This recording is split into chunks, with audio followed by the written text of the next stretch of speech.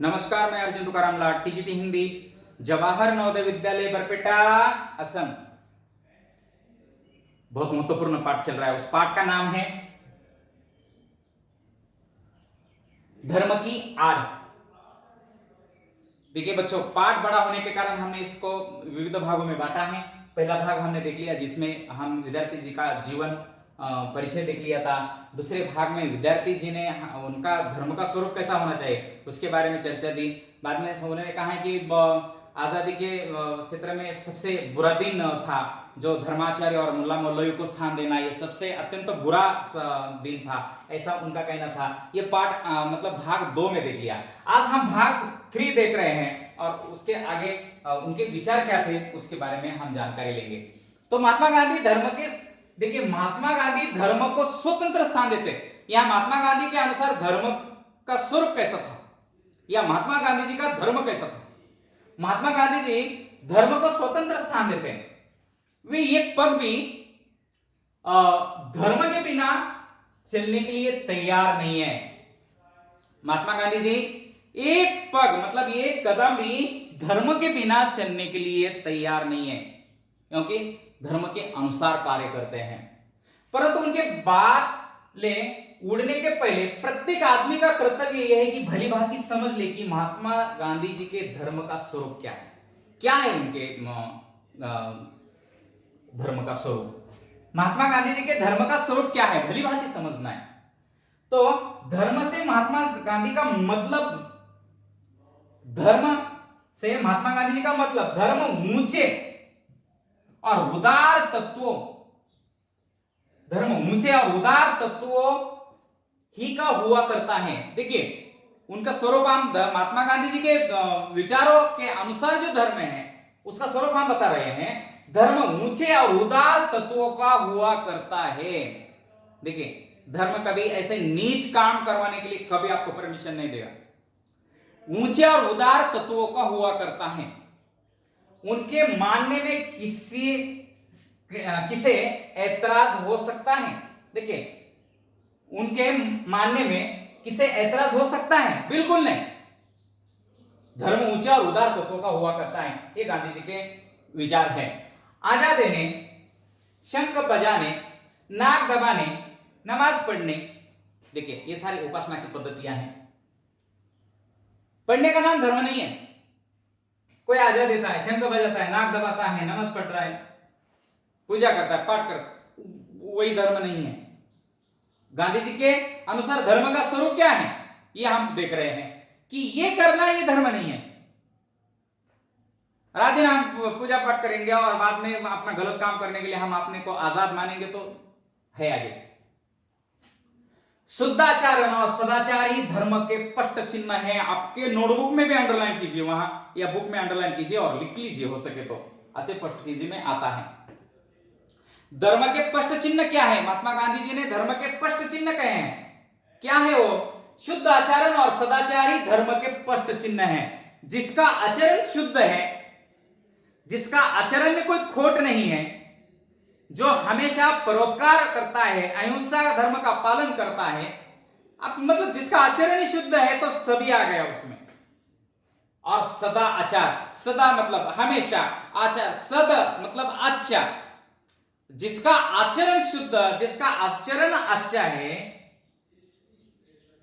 वो धार्मिक है, उसके धर्म के स्पष्ट चिन्ह है।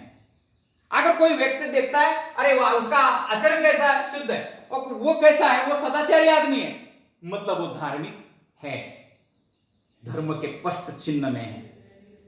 देखिए 2 घंटे तक बैठकर पूजा कीजिए और पंचवक्ता नमाज भी अदा कीजिए, परंतु ईश्वर को इस प्रकार रिश्वत देके चुकाने के लिए पश्चात यदि अपने आप को दिन भर बेईमानी करने और दूसरों को तकलीफ पहुंचाने के लिए आप आजाद समझते हैं तो इस धर्म को अब आगे आने वाला समय कदापि नहीं टिकने देगा। देखिए महात्मा गांधी जी ने क्या कहा है कि भाई अगर आप 2 घंटे तक बैठकर पूजा कीजिए, पंचवक्ता नमाज भी अदा कीजिए, परंतु ईश्वर को इस प्रकार की रिश्वत देकर यदि आप अपने को दिन भर बेईमानी गलत काम करने के लिए आजाद समझते हैं तो सावधान हो जाइए, क्योंकि आगे आने वाला समाज आपको टिकने नहीं देगा। आप तो आपका पूजा पाठ में देखा जाएगा, आपका आप कितने घंटे पूजा करते हैं और कितनी बार नमाज पढ़ते हैं, आपका बिल्कुल कोई देखेगा नहीं। क्या देखा जाएगा? आपकी भलमानसाहत की कसौटी, आप भले आदमी हैं कि नहीं, उसकी कसौटी होगी आपका आचरण। देखिए, आप अच्छे हैं या नहीं, आप भले आदमी कैसे हैं, उसकी कसौटी आपका आचरण होगी। आप किस प्रकार समाज में चलते हैं, कैसे उठते हैं, लोगों के साथ व्यवहार कैसे करते हैं, यह आचरण ही आपकी कसौटी होगी। ऐसे उन्हें सबका कल्याण की दृष्टि से आपको अपने आचरण को सुधारना पड़ेगा, सभी का कल्याण, ठीक है नहीं? सर्वे भवन्तु सन्तु।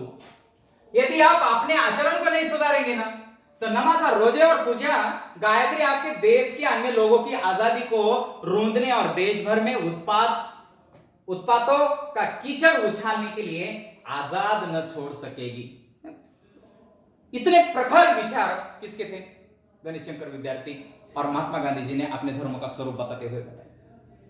यदि आप अपने आचरण को नहीं सुधारेंगे, अपने आप को नहीं सुधार पाएंगे, तो चलो आपका नमाज रोजे पूजा और गायत्री आपको देश के अन्य लोगों की आजादी रोकने और देश भर में उत्पादों का कीचड़ उछालने के लिए आजाद नहीं छोड़ेगी। आपको सावधान होना पड़ेगा। ऐसे धार्मिक और दीनदार आदमियों से तो, कैसे धार्मिक, जो इस प्रकार धर्म का एक नकली चेहरा डालकर चल रहे हैं और दिन भर अपने आप को बुरे कर्म करने के लिए आजाद मान रहे हैं, तो वे ला मजहब, जिसका कोई धर्म नहीं है, ला मजहब, जो धार्मिक अपने आप को धार्मिक मानते हैं, तो जिसका कोई धर्म ही नहीं है वो 100 गुना अच्छा है। जो नास्तिक है, आस्तिक और नास्तिक, आस्तिक धर्म को मानने वाला, नास्तिक जो धर्म को मानता नहीं है, तो ये ला मजहब और नास्तिक लोग कहीं अधिक अच्छे हैं ना, और ऊंचे भी हैं। देखिए, जिनका आचरण अच्छा है और दूसरों के सुख दुख का ख्याल रखते हैं, जो मूर्खों को किसी स्वार्थ सिद्धि के लिए उकसाना बहुत बुरा समझते हैं, ईश्वर इन नास्तिकों और ला मजहब को अधिक प्यार करेगा, है क्या नहीं? उनका तो कोई नहीं, वो तो पूरा बुराई मानते हैं और वह अपने पवित्र नाम पर अपवित्र काम करने वालों से यही कहना पसंद करेगा, मुझे मानो ना मानो, मुझे मानो या ना मानो, तुम्हारे मानने से मेरा ईश्वर तत्व कायम नहीं रहेगा। दया करके मनुष्य तत्व को मानो और पशु बनना छोड़ो और आदमी बनो। मुझे मानो या ना मानो, तुम्हारे मानने से मेरा ईश्वर तत्व कायम नहीं रहेगा। दया करके मनुष्य तत्व को मानो। अब मनुष्य के तत्व यानी गुण क्या है?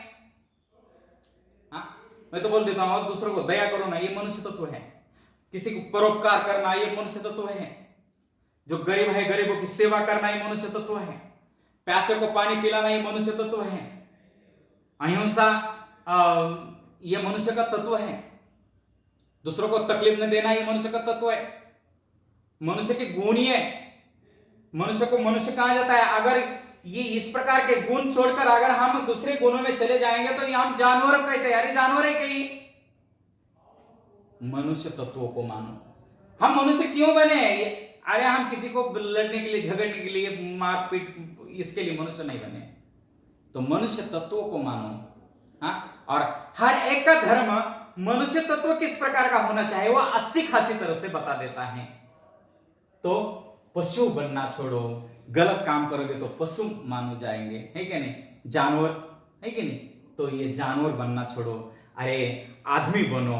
ऐसे गणेश शंकर विद्यार्थी जी यहां कहते हैं, आदमी बनो। तो गृह कार्य के रूप में बच्चों यहां मेरा ये पाठ समाप्त होता है। ये भाग, तीसरा भाग यहां समाप्त होता है। गृह कार्य के रूप में पाठ के नीचे के क्वेश्चन दिए मैंने। धर्म और ईमान के नाम पर किए जाने वाले भीषण व्यापार को कैसे रोका जा सकता है? बुद्धि पर मार्ग के संबंध में लेखक के क्या विचार है? लेखक की दृष्टि से धर्म की भावना कैसी होनी चाहिए? महात्मा गांधी के धर्म संबंधी विचार पर प्रकाश डालिए, जो अभी अभी बताया मैंने। सबके कल्याण हेतु अपने आचरण को सुधारना क्यों आवश्यक है, इसके बारे में मैंने आपको बता दिया। तो यहाँ ये पाठ समाप्त होता है बच्चों। बहुत बहुत धन्यवाद। कोई प्रश्न है तो निश्चित आप मुझे 84748722 पर मिल सकते हैं, कॉल कर सकते हैं। बहुत बहुत धन्यवाद।